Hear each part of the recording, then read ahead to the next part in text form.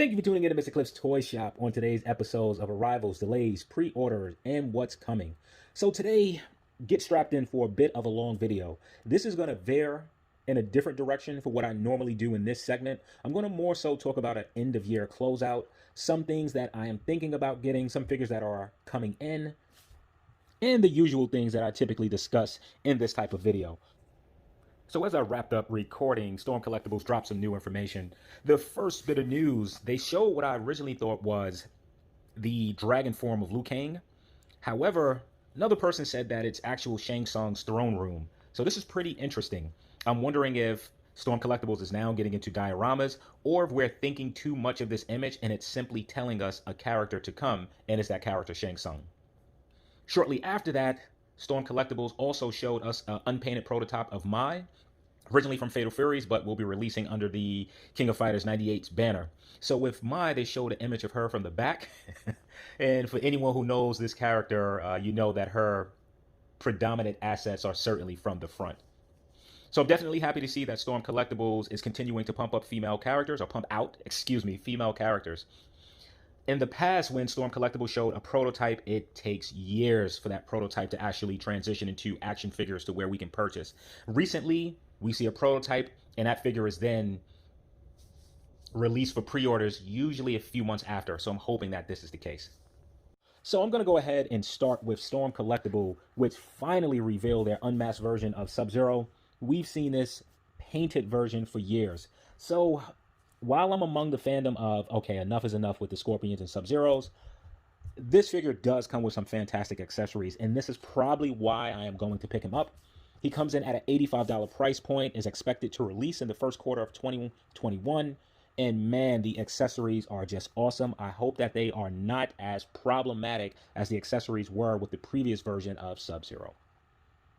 Now, while I won't take time to go through each and every accessory, there are a few that I want to point out. The Ice Clone is fantastic. It appears that you are able to put a variety of figures inside. Without a question, the larger figures won't fit. This is such a fantastic accessory, and this is where Storm Collectibles continues to evolve. The other accessory that I want to talk about are the broken bones and the slash arms and legs. Very cool to throw in. So still sticking with Storm Collectibles, I had ordered Homuro from Samurai Showdown, the red version, which was a Bluefin exclusive. I expected that figure to be in, as they said that it was shipping in November. There's roughly about 2 weeks left, so it's a chance that that figure will make it in before December. While I have not received that particular figure, I have received the normal release of Homuro, and I certainly will have that one up for review before the year is out. In addition to that, I also ordered the Golden Axe Skull 2-pack, the color variation from that same Bluefin exclusive. I was expecting that to come in. That hasn't come in as of yet. Now for a few arrivals, Fuma from World Heroes. He's been out for about a month now. I have not purchased this figure as of yet, but I will pick him up before this year runs out. The Warden from Gears of War has also released. I am on the fence with this, as I truly don't want this figure. I am more invested in the helmeted Coghead, though I know in some point, without a question, Gears of War will release versions of the Cogs that have that Baird helmet on them. Well, sorry about that. I don't think Baird had the helmet. Whichever one had the helmet. And the Disciple Locust, depending where you ordered it from, is starting to ship. I will absolutely be picking these figures up. I am in for maybe at least 2 of them. And if I receive this within the next 2 to 3 weeks, I will absolutely be reviewing this as well. Axel Stone for Streets of Rage has also released, depending on what company you purchased this with. Yours should have shipped. If not, all should be shipping within another week or so. Now, sort of segueing into possible delays, we look at the E Honda from Street Fighter. I'm hoping that this figure makes it on time. It has a release date of November. It has not shipped as of yet. I really want to add this figure so that I'm just one step closer to completing my Street Fighter 2. And Motaro, which is scheduled to release in December. I think this is going to be a tough one. I would not be surprised if this figure is actually delayed until January. So let's move on to Super 7. So with Super 7, no surprise here, delays. So those of us that ordered the Masters of the Universe Snake Mountain, that has officially started to ship. From what I'm told, it will be releasing in stages. So I guess the first candidates who ordered it, theirs will arrive first, and then on and then on. And for those of us such as myself that ordered from a third-party company, we will be waiting longer for it. So I'm not expecting to get mines until some point at 2021. Also, Wave 2 of Thundercats, which we should have in our hands by now, also delayed.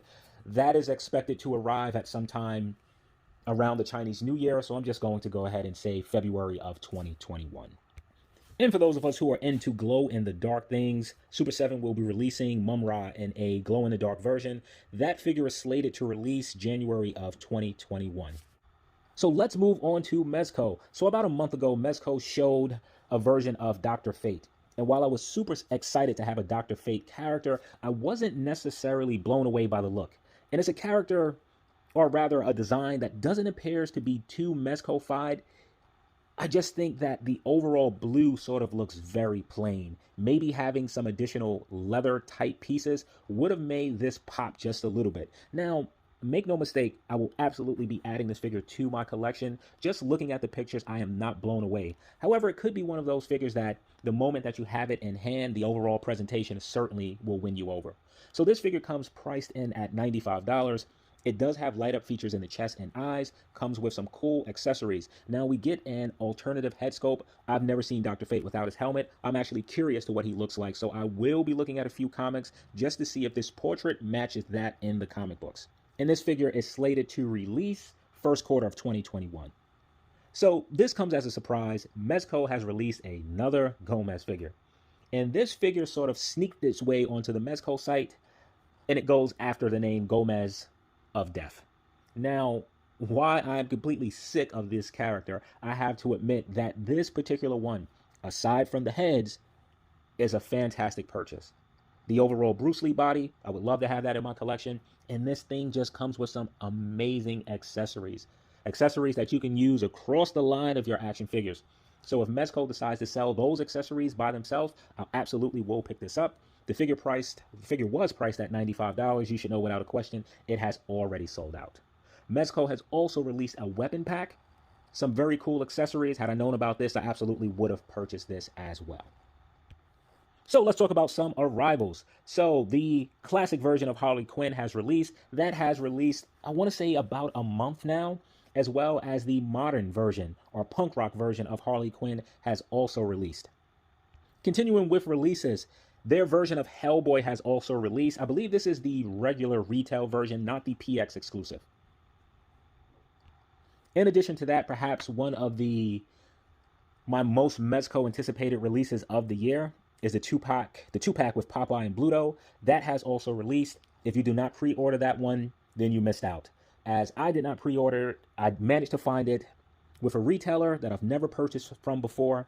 I then seen it go from sold out to available at a retailer that I normally purchase it. But being that I already had it pre-ordered with this new one, I decided not to purchase it from a retailer that I've purchased things from in the past. And what happened with the new retailer, they didn't have the figure available. And by the time I went back to look at it, it was sold out on the other site. So I ended up having to pay more to get the Bluto and Popeye 2-pack. However, it is on its way, and I will absolutely be reviewing that before this year is out. There are still a number of Mezco figures that are slated to release for this year. No idea if those figures will make it on time. I'm not going to go through the list as it's too extensive. I'll just talk about either some of the characters that I want or I think most fans would want. Starting with the Thanos, I have a feeling that that's not going to make it before this year. The Conan was absolutely one that I want, which I didn't pre-order, and that one seems to be sold out everywhere. And I'll end it with these two characters. Two-Face, which I think we may see before the end of the year, and Mr. Freeze, which I'm banking on that we get before this year is out. So I've taken so long to post this video that Storm Collectible has gone ahead and released another photo. So here we get a clear picture of an axe, and you can see fingers that's holding that. So my first thought was Mortal Kombat, and I initially went to Nightwolf.